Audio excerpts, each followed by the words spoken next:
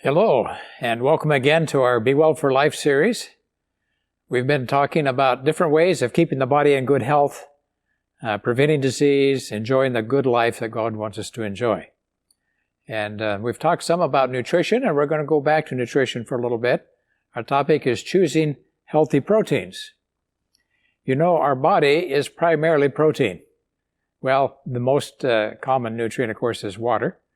But if you take out water, then protein is basically what the rest of our body is made from.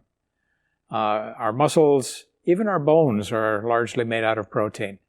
And our organs, our skin, our neurons are all basically made out of protein. Everything that we are is basically made out of protein. Someone has calculated there's about 10,000 different proteins in our body, and that's what makes up who we are.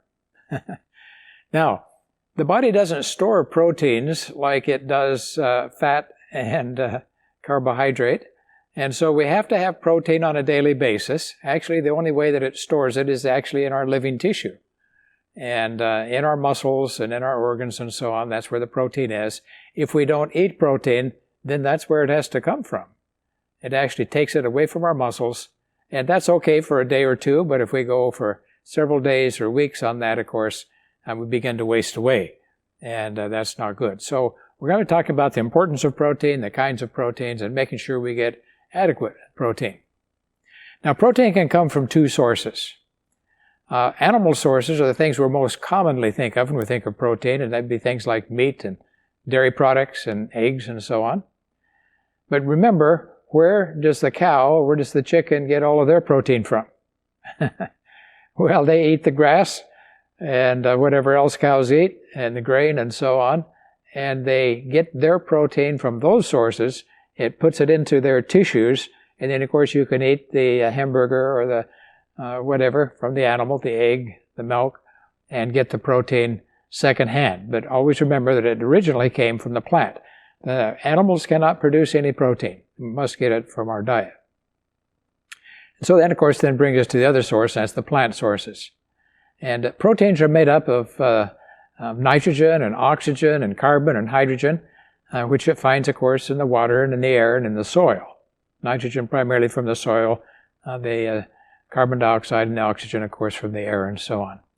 And it puts that together to make all the different kinds of proteins that the body needs.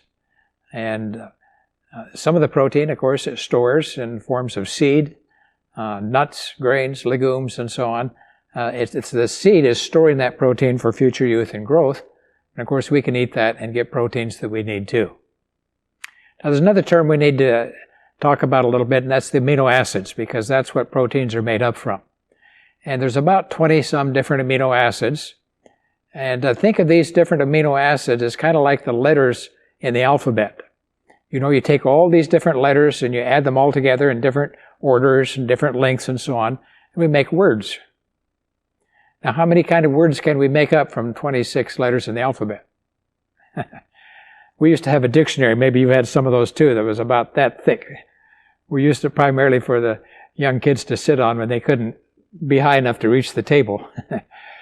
But anyway, that's a lot of words, isn't it? Basically hardly any limit. And so it's the same with our proteins. From those 20-some amino acids, you can make up thousands and the 10, 20,000 different proteins that you need to make up. Now, 9 of these amino acids are what we call essential amino acids, meaning they must come from the diet. You can get some amino acids. The body can take the non-essential ones and make them up from breaking down of even carbohydrate and so on. The different, as long as it's got the different parts, it can put them together. But 9 of them are essentially, they must come from the diet. The body can't manufacture those. So that kind of brings us to the question or the topic of protein quality.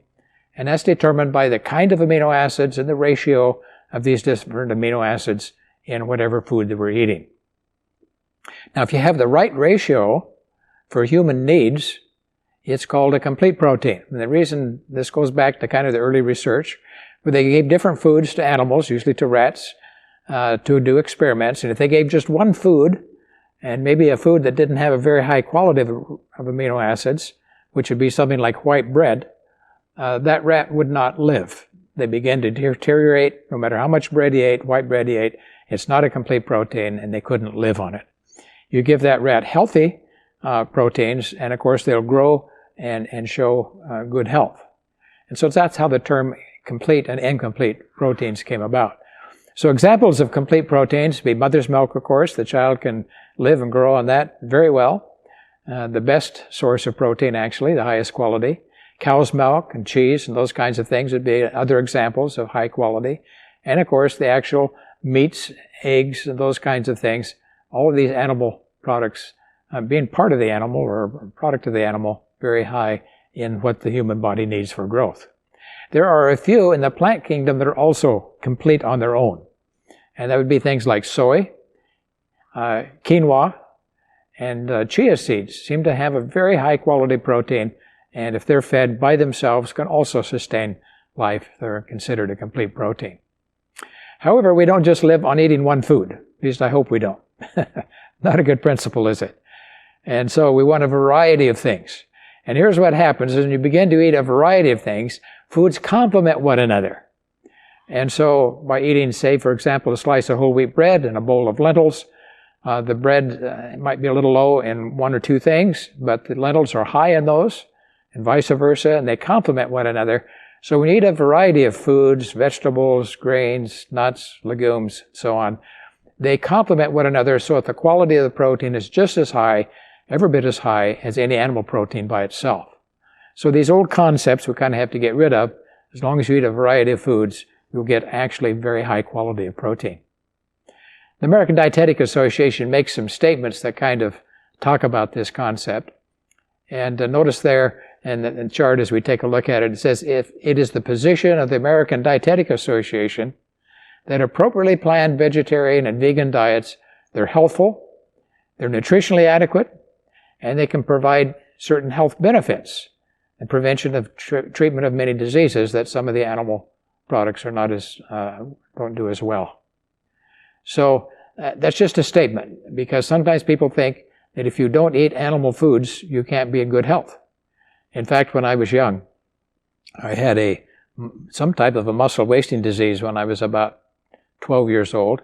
The doctor wasn't sure what it was, and we worked on it for several years. But he told my mother, he says, he must eat meat every day to make sure he's getting plenty of protein. He didn't think that was possible just on plant foods to get adequate protein. Well, I tried. I had been raised a vegetarian, and when you've been raised a vegetarian, it's not very pleasant to try to cut on a steak and figure it out, and I would work on it, and I'd say, Mom, what is this? Is this an artery? What is this part here? And she would say, oh, be quiet and just eat it. Well, I tried it one time, and after that I decided I'm not going to. I'm just going to eat a good variety of plant foods, and it turned out okay. I got over the problem, whatever it was, and grew and did fine, of course. But anyway, that was the thought for many years. It's interesting, though, when you go back to the Bible, in the very first books of the Bible, in Genesis, in the first chapter, it tells us what God designed for humans to eat. And it says, and God said, behold, I've given you every plant yielding seed that is on the face of the earth, and every tree with seed in its fruit. You shall have them for food. So basically, the human body was designed to eat a plant-based diet. And that's the way it was designed, and when we do that, we find we'll have the best health. We'll look at the research and so on, and look at the studies and compare them. And I might just say at this point, I recognize that different people have grown up with different backgrounds. Some have been raised on the farm, and they ate a lot of meat and things when they were growing up, and so it may be a new concept. But anyway, we're going to present the information, you take a look at it, and everybody has the right to choose for themselves what they want to eat. We're going to try to show what are the best choices in our protein choices. So we can ask this question, what are healthy proteins? We'll just define them a little bit. First of all, of course, they're foods high in protein. There ought to be at least 8 to 10 grams of protein per serving to be considered a protein food. And it's a healthy protein if it's much healthier if it's unrefined. In other words, not been highly processed.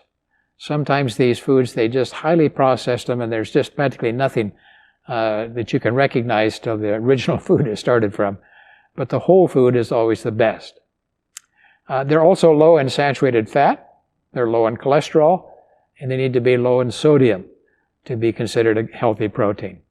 And along with that, of course, they should contribute other key nutrients, such things as fiber, which is completely missing in most of the animal products, antioxidants, again, something unique to the plant food that has key things that helps to keep the body in good health, and of course, all the vitamins and minerals the body needs.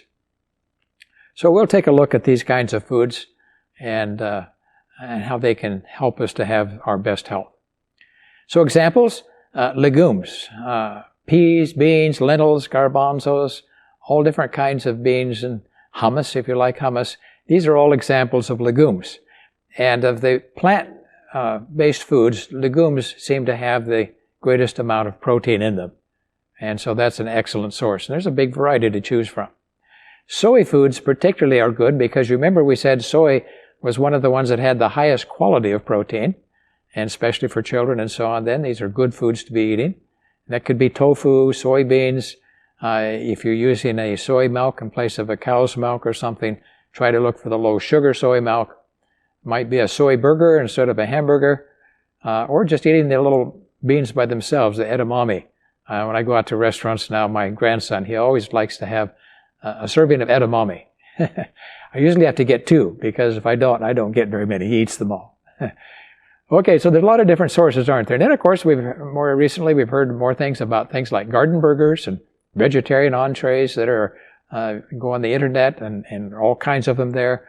One that I particularly like is a nut loaf. All kinds of things made from plants that are high sources of protein and contribute what the body needs. Another group are the nuts and the seeds. And, of course, the nut butters made from these. Very good quality of protein. We'll find when we look a little later on that when you replace meat with the nut protein, you get the very best improvement in health. So they're good to be eating, especially for the heart.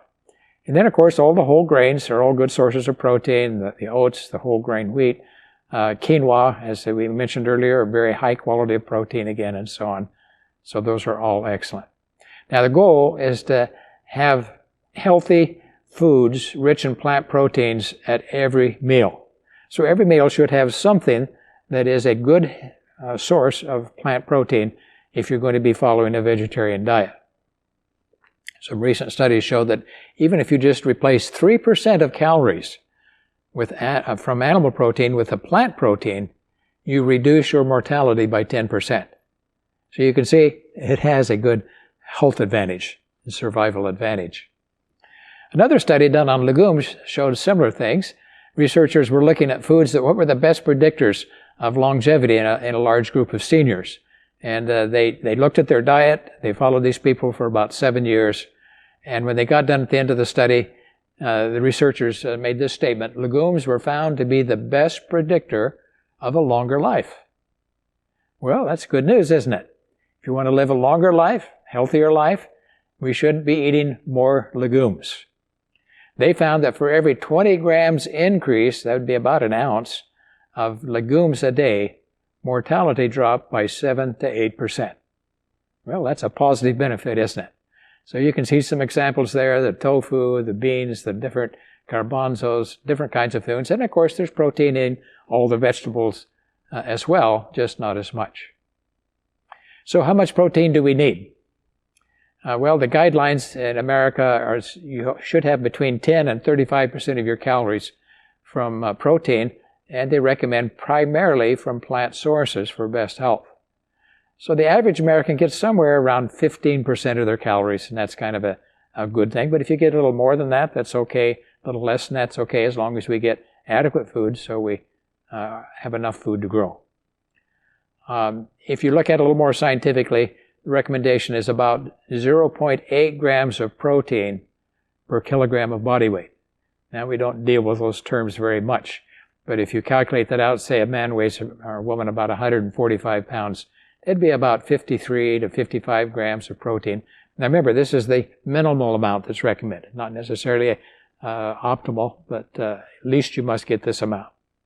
For a larger person, 180 pounds or so, that might be 65 or 70 grams of protein a day. Now, here's a key principle. Once you meet your body's protein needs for growth and maintenance, what is the rest of that protein used for? It's just used as calories. Your body burns it like it would carbohydrate or anything else. So the principle is we need to get enough, but getting a huge amount more than that is not necessarily beneficial. It's like in your car. If you've got one battery that works well, that's all you need. If you had 2 or 3 batteries, would the car run any better? Not really, would it? So as long as we get enough, that's what's essential. And we'll look at some of the research that helps us to refine that a little bit. Now, new research with seniors has found that seniors may need a little more protein than when we're younger. And just why, we're not sure. Maybe it's a matter of absorption or whatever. Body maybe doesn't work just quite as efficiently as when we're younger. And so Tufts University has done most of this research. They're the university in the United States that's been set aside by the U.S. Department of Agriculture to really study the research in aging people. And now they're recommending that a little more than that, about 10 to 20% more for seniors. So that'd be about 0.9 to 1 grams of protein per kilogram of body weight for seniors. So that comes out somewhere around about 70 grams per day is needed for seniors, particularly if you're trying to build up your strength and your muscle mass and build protein in your body. You need to get at least 70 grams. In fact, the research shows that in older people, if they're doing weight training and so on to build muscles, if they're getting less than 70 grams, they may actually be breaking down muscles in their weight training and lose muscle mass rather than building up. So it's important that you get enough to build back those muscles to be strong. That's somewhere around about 70 grams per day. Now, we use these terms. You may not be thinking of protein in terms of grams, but if you look on the label of foods, you'll see how much protein is in different foods. It tells how many grams is on these different foods. And you can get an idea then of how to get that 20 to 25 grams or so of protein per meal. Now, in a healthy aging study, they were showing how important it was to get a certain amount of protein to maintain our lean muscle mass. As we get older, we tend to lose muscle. In fact, after the age of about 65, you lose about 1% of your muscle mass per year. Now, that doesn't sound very good, does it? But let me show you a couple of things that you can do to help stop that process and maintain our lean functional muscle tissue, which keeps us strong, and that gives us, of course, independence throughout the rest of our life. So here's how they did a study. They did a large group of people, over 2,000 people, older people in their 70s and plus, and they looked at how much protein they were eating, and then over that period of time, they looked at how much protein they lost from their body. Now notice they broke people down. If you take a close look at the graph there, the one on the left shows that this is called the fifth quintile. That's the 20% of the people who had the highest intake of protein. They were getting about 90 grams of protein a day. And then the 20% of the people on the right there who were getting the smallest amount of protein were getting on an average of about 57. Now that 57 does meet the requirement for the minimal amount that has been recommended for years, that 0.8 grams per kilogram of body weight. But it's not necessarily optimal, especially for seniors. Notice those who were on that bottom quintile, that lowest 20% of protein intake, they lost 40% more lean muscle mass over that study. Now, that's not good news, is it? We want to maintain our lean muscle mass, because we'll find in a minute that's very important to our health, to our immunity, to resistance to disease, and to survival. And so getting a little more protein is important, can help decrease the rate at which we lose protein from our body, particularly as we age. Now, another study looked at protein intake and risk of disability. Again, as we get older, if our muscles become less strong and begin to waste away, become more frail, then people become more disabled and aren't able to take care of themselves. So they looked at this group of people, 722 seniors over 5 years. And again, they looked at their protein intake and then what disabilities they developed. Now if we look at the chart close up, you'll notice on the bottom there, it shows the different kinds of risk of disability. Low risk, mild, moderate, and severe. And notice at the top of those charts showing how much protein they're eating, that as protein begins to go down, what happens? The greater your risk for moderate to severe disability, notice those protein intakes that people have been eating are lower. So it gives us some evidence again that if you want to prevent disability, if you want to be able to take care of yourself in your own home for as long as you can, we need to maintain that good muscle mass, and one way of doing that is making sure we get adequate protein. Now, there's two things that's important for building muscle mass. One is you need to exercise that muscle. You need to strain it a little bit. If the muscle never gets any challenge, it's not going to have any reason to get stronger. Does that make sense? And so we need to do something like weight training. And as we get older, weight training is very important, even more important than in young people, to maintain that lean muscle mass. So do weight training, lifting of weights, all different kinds of things, exercise all the different muscles, give them some challenge, 2 or 3 times per week. And then along with that, get adequate protein.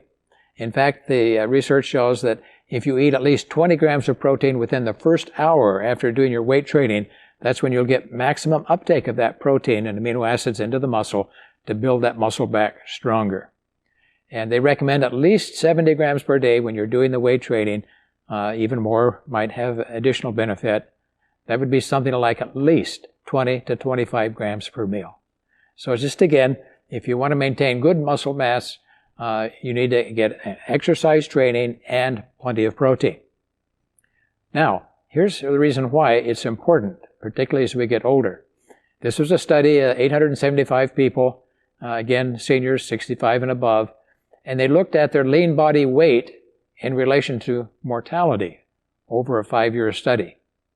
And if you look again close at the graph, notice the graph says lean body weight on the bottom, and then there's 2 groups, those who are in the bottom third and those who are in the top third, and then their mortality rate. Those who had the highest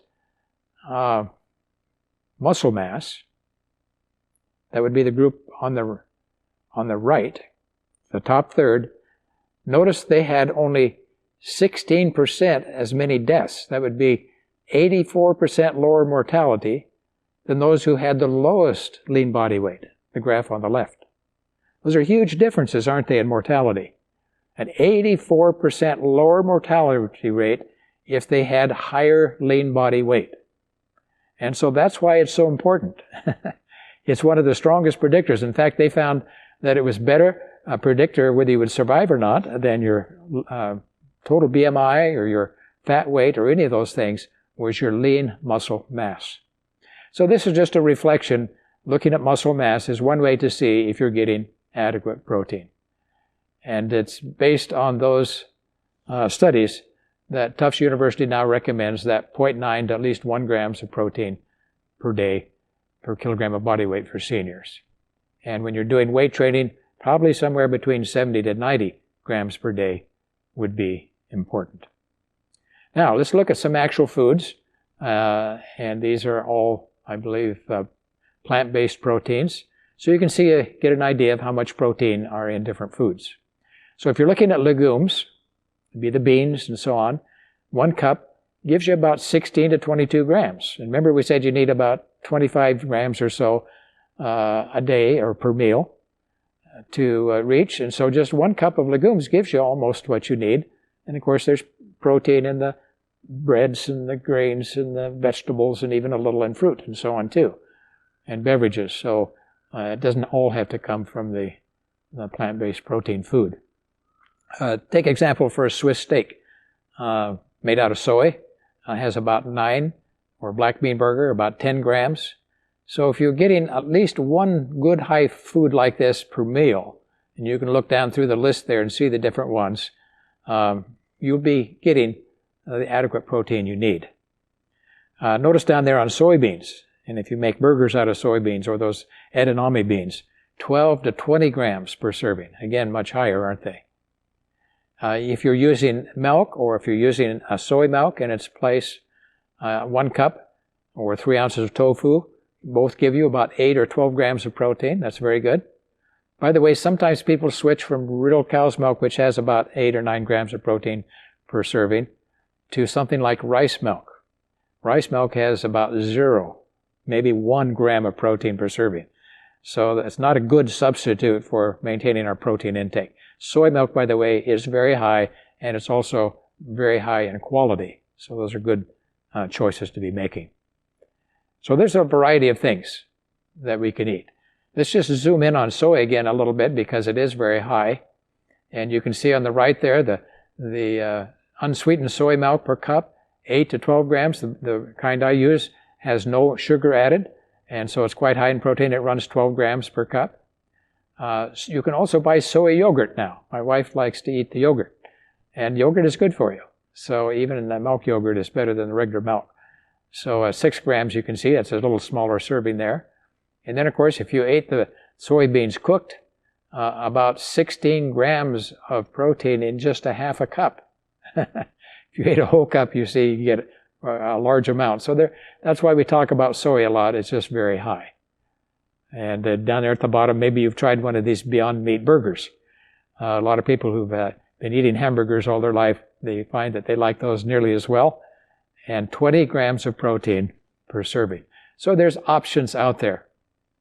Another one that's used a lot in the Orient, and if you like Japanese and food from China and so on, they've been using the soybean for years and making tofu and so on, and a very good source, both quantity and quality. But there's an interesting study done by Harvard, and they noticed the large number of people, over 200,000 people, all free of heart disease, and they followed them from between 25 to 42 years. That's a long time, isn't it? And they looked at how much tofu they ate. Now, notice, if they had it just even once a week, there was found an 18% lower risk of heart disease. Well, that's good news, isn't it? Simple way to drop your risk of heart disease. What if you ate it more than once a week? Even a more drop. So, eating, even if they just had tofu 1 or 2 times a month, they found an 8% reduction. So tofu, you have to learn how to cook it, you have to know how to season it and so on. Go to the internet, type in tofu dishes. I like it for scrambled tofu for breakfast in place of eggs. And sometimes I use it as sandwiches, and I put it on top of rice or noodles for some of the Oriental dishes. So there's many ways it can be used, and if it's seasoned properly, it's a very healthy alternative to meat and can actually lower our risk of certain health problems. Now, how about soy milk and heart disease? This was a study from the Journal of Circulation, a journal that's made for cardiologists. And notice again, quite a large number of people, 94,000, in this case women, 22 years of follow-up. And they compared those who seldom or never drank soy milk and what was their difference on mortality. And notice that they just had it 1 to 3 times per month. That's not very often, is it? It showed a 27% lower risk of heart disease. Again, showing that it has real potential for lowering our risk for our nation's #1 cause of mortality. If they ate it 1 time per week, it showed a 48% decreased risk of heart disease. Well, eating more had more benefit, didn't it? I eat it almost every morning on my oatmeal or my steel-cut oats or whatever I'm having that day. It's a good, nutritious substitute. It can have some good health advantages for us. Well, now these next couple of slides, just to help you see graphically how much protein is in different foods, and here's the different kinds of legumes. And if you look down the list there from lentils to black beans, chickpeas, and so on, they all run about 7 to 9 or 10 grams per serving, don't they? Notice the one that stands out again is soybeans, 14 grams in just a half a cup. And then, of course, the other one down there high at the bottom is peanuts. Now, peanuts we think of as a nut, but they're actually a legume.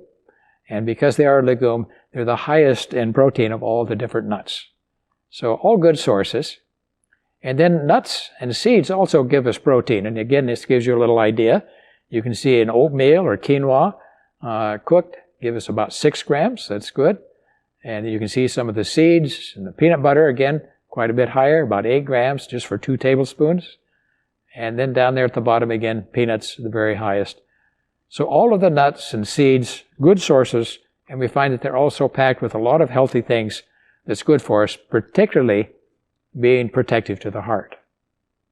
Now let's look at some examples of not as healthful proteins from the research. And we find that the protein-rich foods that are high in saturated fat, cholesterol, and calories are the ones such as red meats, hamburgers and hot dogs, luncheon meats, the tacos, the pizzas, the fried chicken, fried bacon, fried eggs, things that's very common in the United States. In fact, that's what people normally think of, don't they, when they think of protein, are these kinds of foods. Now, there's nothing wrong with the protein in there so much, but it's what comes with it. And that's the saturated fat and the cholesterol. They're also fiber-free, so they're not as healthy as the plant-based proteins. Let's look at some of the individual ones, and some studies have been done. Let's look at eggs. When I was growing up, my mother cooked an egg every morning. We had chickens. It was my job to go out and gather the eggs. And so we always had eggs every morning. That was just our family tradition.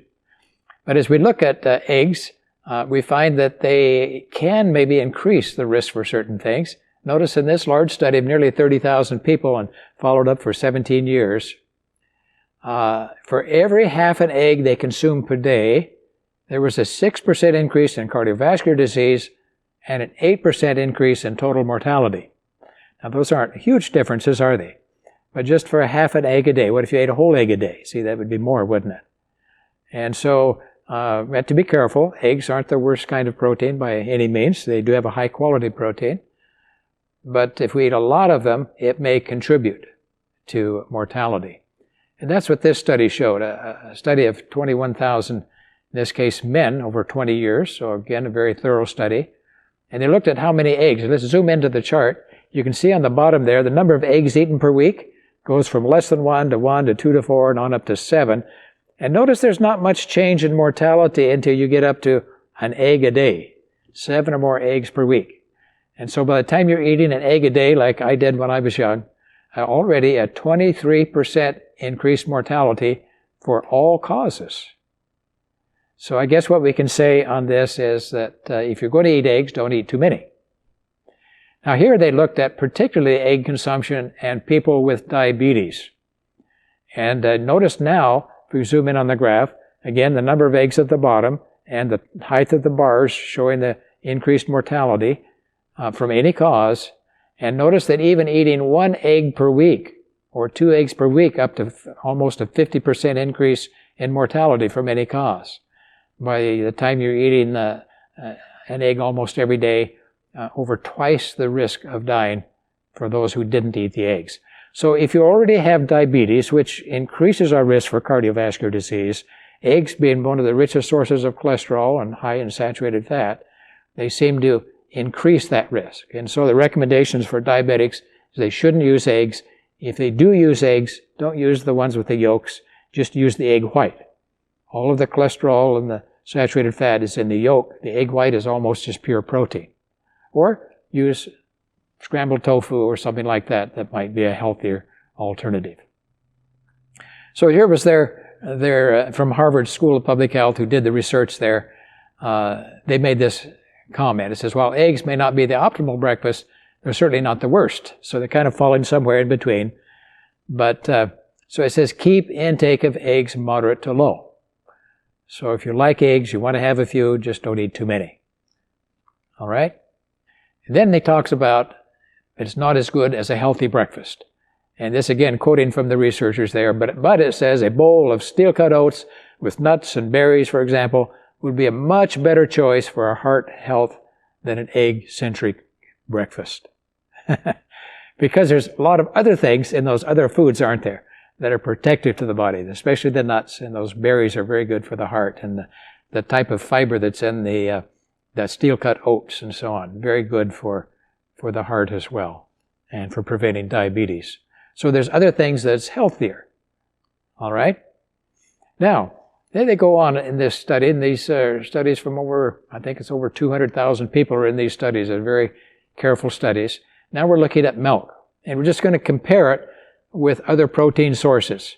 So if you move up to that chart and you look at that 0 line, the dashed line across there, that's the mortality rate for people who use milk regularly. And they say, now what if you used something else in its place?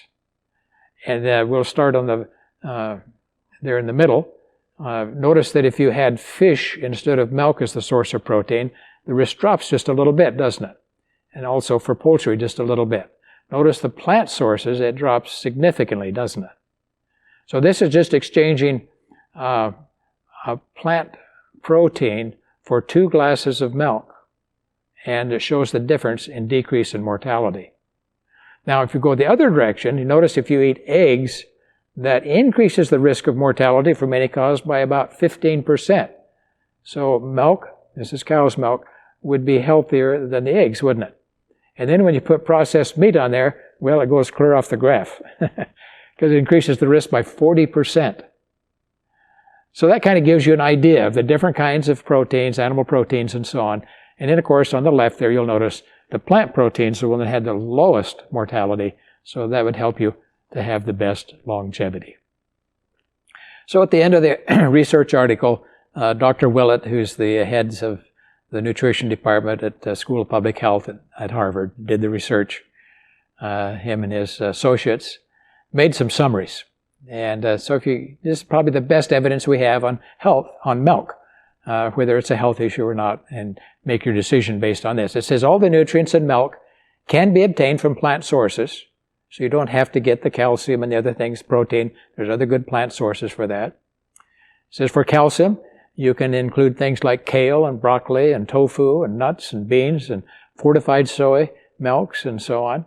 Fortified orange juice, those can all be good alternate sources, so you don't have to have milk to get the calcium. And then he says, evidence does not support a high dairy consumption for reduction of fractures. You know, they've been telling us for years that if you want stronger bones, you should drink more milk. But the data just doesn't show that. It does not, as high as the milk intake goes up, fracture rates don't go down. So it's not necessarily helpful in that respect. And at the bottom, but he does say, high consumption of dairy likely increases the risk of prostate and possibly endometrial cancer. So we have to be careful because as that goes up, milk intake goes up, those cancers may also go up. They also found that in the Adventist Health Study.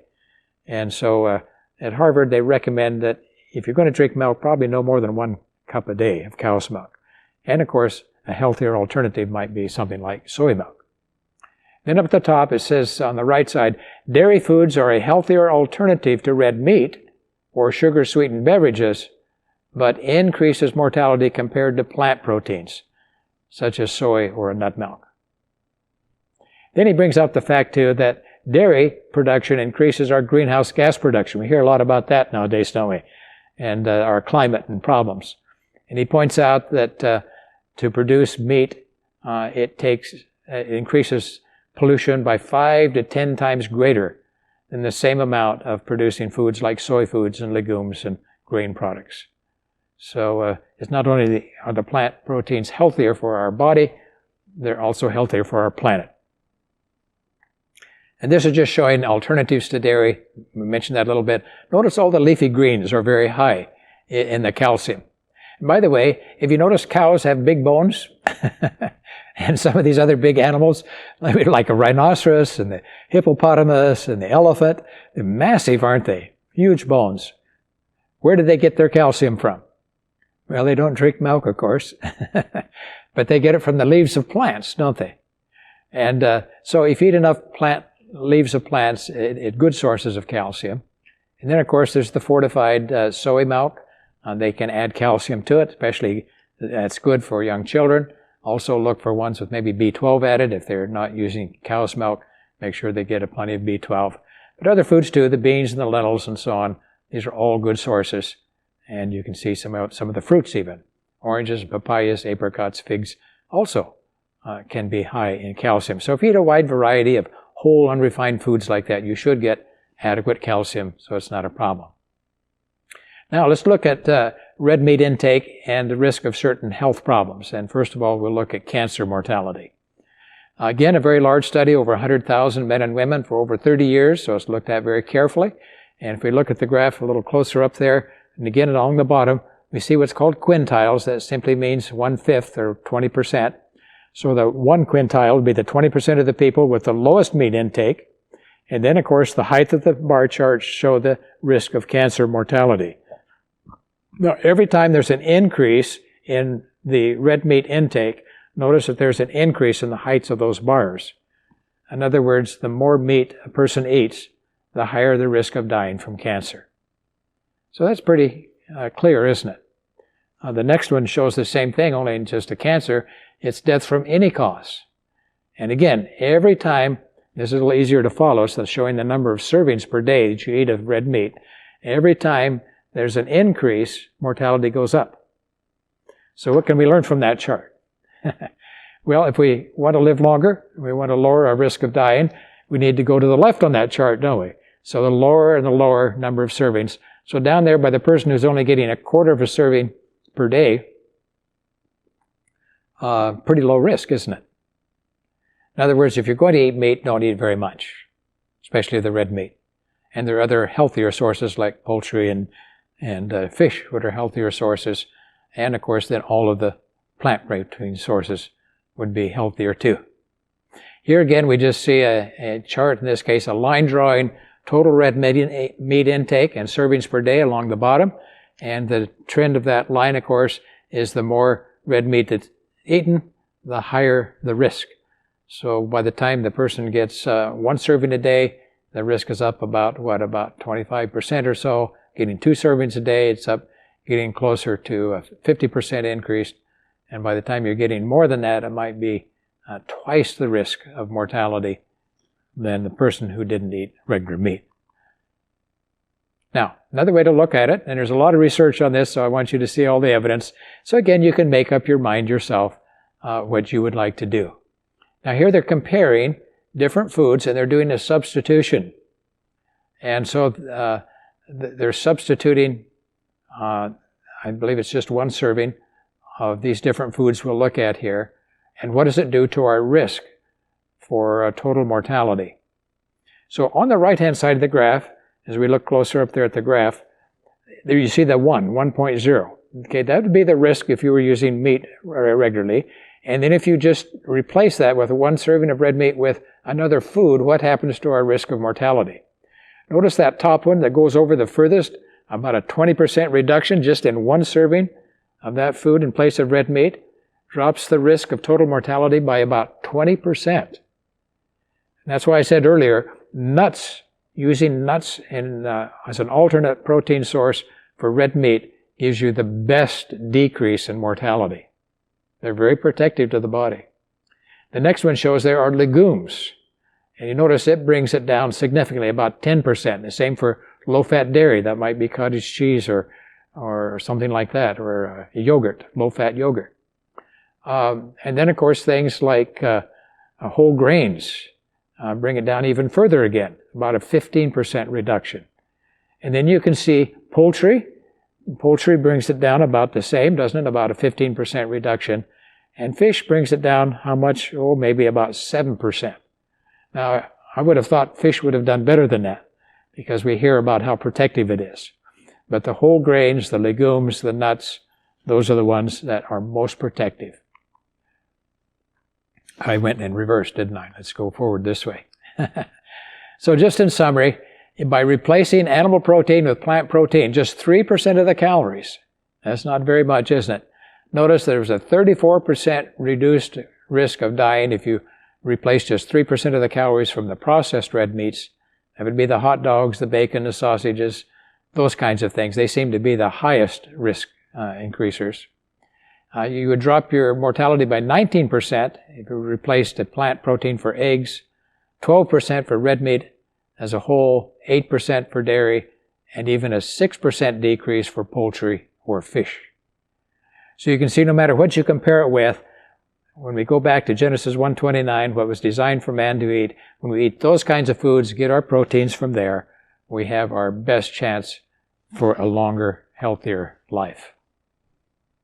Now, this is a study done, reported in JAMA of Internal Medicine just recently in the year 2020.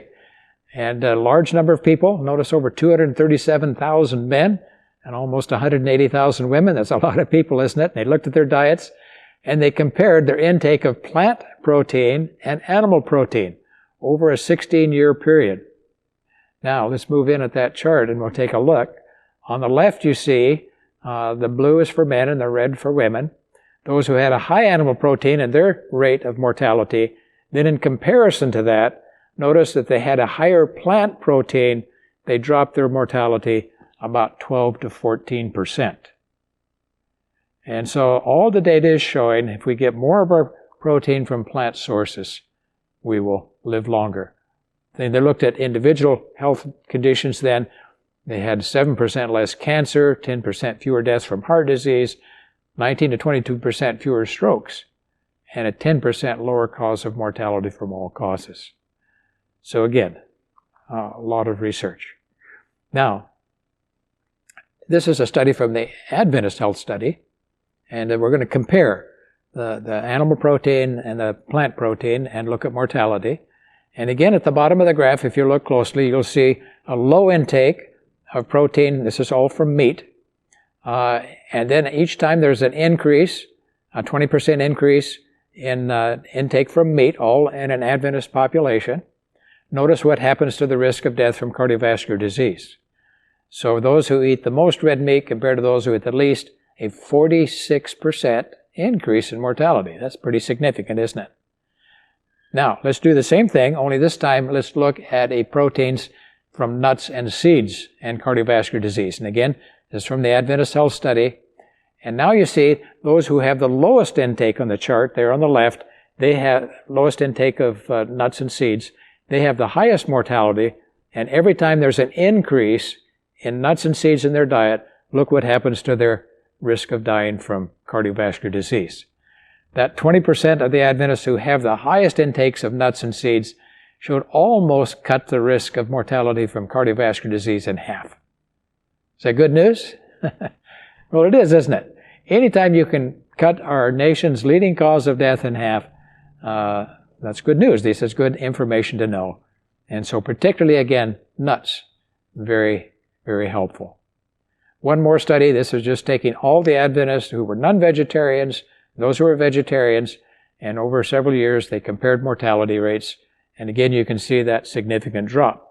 The vegetarians had fewer deaths from mortality from any causes. Now, if we look at particularly in this case in cancer, and particularly colorectal cancer, which is our nation's second cause of death from cancer, again, the Adventist Health Study, and they broke their diets down a little bit. The non-vegetarian is shown in the graph there on the right, if you look at the graph a little closer there. And then the yellow one, or the gold one, or the semi-vegetarians, they had some meat, but not as much in their diet. Then the next group are the vegans, and they have all plant-based diet. The oval-active vegetarians, about the same in mortality decrease and in cancer risk, wasn't it? That would be those who use a little milk and eggs. And then the last one were the pesco-vegetarians. And notice there a significant drop. Now, what's a pesco-vegetarian? Well, they're a vegetarian, but instead of eating red meats or something like that, they might have fish once or twice a week. And there seems to be something, and maybe it's omega-3 fatty acids or just what it is that's in the fish, particularly being helpful and protective, in this case, to colorectal cancer. Of course, primarily, all the vegetarian groups showed a decrease in cancer risk. Again, from the American Heart Association, in their session here just in the year 2020, they had another look at plant proteins, lower mortality rates, and there was a study of 37,000 Americans. And notice this says those who ate the most plant protein were 27% less likely to die of any cause compared to people who ate the least plant proteins. So even the good plant proteins, as we eat more of those, they seem to have protective things and help us to live healthier lives. So that's a large number of studies. We may have given you more information than you wanted to know. We just want you to see the evidence from science is clear that plant-based proteins are the healthiest for the human body. Now, if you are eating a plant-based diet or a vegan diet, there some things that's important to know. Be sure to get adequate vitamin B12 daily, because B12 is only found in animal foods. And so if you don't eat any, if you're a vegan, total vegetarian, you need to be taking a B12 supplement every day to make sure that you have good health. B12 is required. You have to have it for especially the nervous system, and all cells of the body depend on it for good health. And if you don't take that, you may not have as good a health. A recent study looked at B12 intake and nerve and brain function in 3,000 people over a 25-year period, and they found that those who had a high B12 was associated with better nerve health and cognitive function. In other words, the brain simply worked better. So getting adequate B12, very important, especially for the brain. Here's another study on that. It was 84 seniors, and they were given mental cognitive function test, and then they checked their bloods for B12. And they found the same thing as we mentioned in that other study. Low levels of B12 was linked with impaired cognitive function. Simply the thinking ability, the brain's ability to function, was not very good. They also found in this study that 20% of the seniors had subnormal levels of vitamin B12. So as we get older, we can't absorb the B12 as well as when we're younger. And so anyone over the age of 50 should be making sure they get adequate B12, and our government recommends that anyone over the age of 50 should be taking a B12 supplement. Now, who's at risk? Usually the vegans, because they don't have any B12 in their diet unless they're taking a supplement. And some have resisted for some reason, I'm not sure why. They didn't want to take any B12 supplement. And they're at high risk. And then, of course, seniors. And in this particular study here from Neurology, a journal, up to 30% of people 50 years and older trouble absorbing B12, and so it was lower. So what happens if we have low B12? Well, there was a good study that was done, also reported in this journal, Neurology, study of the nerves and the brains. I think it was done down in Australia. And they took 107 people, all of them seniors, or close to it, and they found that those with the lowest level of B12, in other words, they just took the whole group, and those 1/3 of the group had the lowest intake of B12, were 6 times more likely to have brain shrinkage. Well, that doesn't sound good, does it? They actually took, I'm not sure what type of way they were able to image the brain and look at the volume of the brain, but if you don't get enough B12, your nerves will actually begin to atrophy, and they can measure brain shrinkage. Now, the brain is a little bit like the muscles. We lose, after we get to be seniors, about 1% of our brain mass each year as well. But it hastens it if we don't get adequate B12. So 6 times the risk. Important that we get B12. And so here's, if you're a vegetarian, just a few sources. One of the things that you can get it in your diet is food yeast. That's because they often grow yeast with a B12 in the water in which it's grown. But it's only good if it says that on the package, because some yeast is not grown that way. But there is a B12 type of yeast, and many people like to use that. And if you get 2 tablespoons of that a day, you'll get what the body needs for B12. So that's good, one good source. Many of the breakfast cereals also have B12 added. And of course, yogurt, a dairy product, would have B12. Soy milk, if it's fortified, would have it as well. And then other foods like garden burgers and so on, they usually put B12 in. So if you're eating a lot of foods, you can read the labels and it'll tell you if B12 is added. Just make sure you have an adequate amount, at least 2.4 micrograms per day is what's recommended.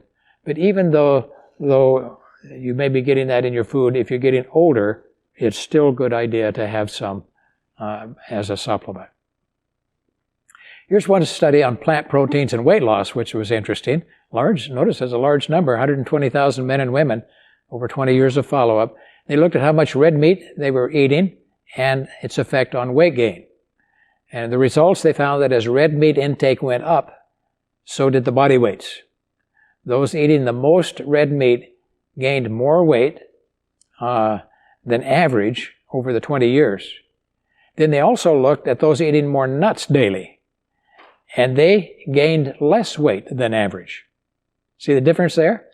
And there's something about a high intake of the animal meat products seems to increase the weight gain, but eating replacing that with nuts showed just the opposite, helping to maintain a lower weight, actually gained less weight than average. So nuts, again, are very helpful.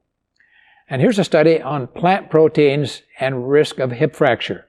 As we get older, the bones can sometimes get weaker, and hip fractures are very common in seniors in particular. So they took a group of over 1,000 women who were seniors, over 65 years of age, and over the 7 years, they looked at how much calcium was in the bones and then also the hip fracture rate. And they found that those who had a high intake of vegetable protein compared to a high intake of animal protein, they cut their risk of fractures in less than half. In other words, those on the high animal proteins, 2.7 times as many hip fractures.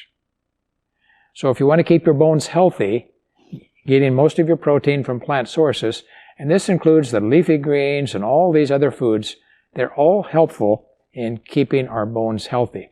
There's something else about the plant foods. The plant foods, when they're digested, they make the urine so it's less acidic, it's more basic. And the reason that that helps is because an acidic urine, to be balanced, the kidneys have to balance that, so they have to pull calcium out of the body, and if you're not eating enough calcium, it can pull that out of your bones. It makes your bones weaker. And so that's why the high animal products tend to make the bones a little weaker. And then just a last thought again, we mentioned about the environmental impact. Notice again here that animal protein foods require much greater impact on our environment. Just looking at the greenhouse gases, making 1 pound of beef generates 30 times as much greenhouse gas emissions than making 1 pound of lentils. That's a big difference, isn't it? Huge difference. And if we want to keep our planet healthy, they're suggesting that more of a plant-based diet will help to do that. Of course, producing animal products also increases our water resources, and it generates a lot of pollution.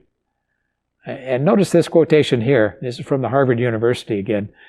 Farm animals produce more greenhouse gas emissions in the United States than the entire transportation sector combined.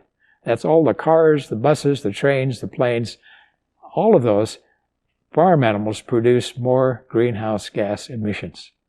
So many of the environmentalists are suggesting we need to cut back on that high intake of animal products in our nation and go more towards plant-based. It's also healthy for the planet.